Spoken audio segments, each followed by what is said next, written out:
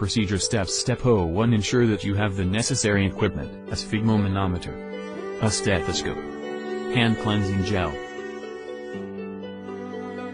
Step 02. It is important when measuring blood pressure to build a rapport with your patient to prevent white coat syndrome, which may give you an inaccurately high reading. Therefore, ensure you introduce yourself to the patient, explain the procedure, answering any questions they may have, and ask for their consent. You should also explain to them that they may feel some discomfort as you inflate the cuff, but that this will be short-lived. Make sure they are sitting comfortably, with their arm rested. Step 03. As with all clinical procedures, it is vital that you first wash your hands with alcohol cleanser and allow to dry. Step 04. Ensure that you have selected the correct cuff size for your patient. A different cuff size may be required for obese patients or children.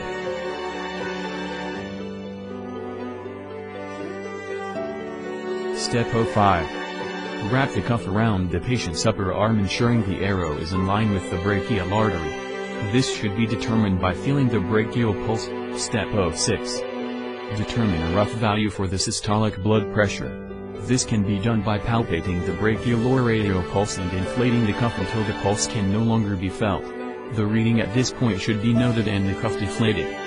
Step 07. Now that you have a rough value, the true value can be measured. Place the diaphragm of your stethoscope over the brachial artery and re-inflate the cuff 20 to 30 mm of mercury higher than the estimated value taken before.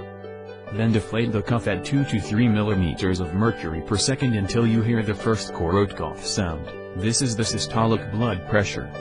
Continue to deflate the cuff until the sounds disappear, the fifth Korotkoff sound. This is the diastolic blood pressure. Step 08.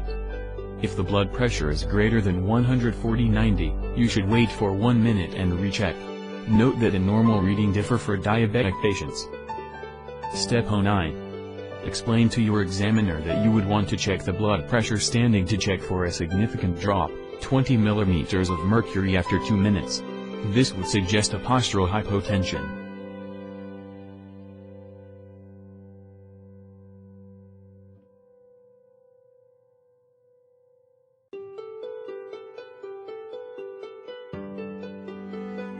Step 10. Finally, you should inform the patient of their reading, and thank them. If, after rechecking, the blood pressure remains elevated, advise the patient they will need this repeated in future, which ensures appropriate follow-up.